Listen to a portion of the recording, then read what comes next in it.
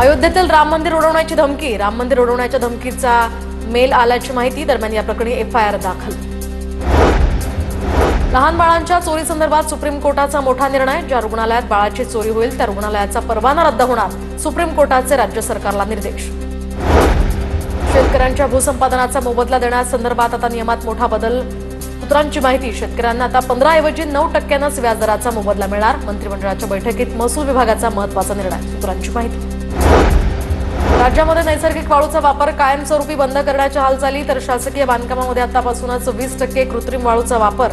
नैसर्गिक वाळूला पर्याय असलेली कृत्रिम वाळू 1050 रुपये ब्रास या दरानं मिळणार। शिक्षक भरती घोटाळ्यातील महत्त्वाची ऑडिओ क्लिप टीव्ही9 मराठीच्या हाती। शिक्षक भरती घोटाळ्यातील मुख्य आरोपी निलेश मेश्रामची ही ऑडिओ क्लिप व्हायरल। क्लिपमध्ये बोगस शिक्षक भरती प्रकरणातील कागदपत्रांसंदर्भात उल्लेख, मात्र टीव्ही9 मराठी या ऑडिओ क्लिपची पुष्टी करत नाही। नागपूर शिक्षक भरती घोटाळ्याची मुख्यमंत्र्यांकडून गंभीर दखल। मुख्यमंत्र्यांकडून प्रशासनाला कारवाईचे आदेश। तर 580 अपात्र शिक्षकांच्या नियुक्त्या रद्द होण्याची शक्यता। बोगस नियुक्तीसाठी 20 ते 35 लाख रुपये घेतल्याची सूत्रांची माहिती।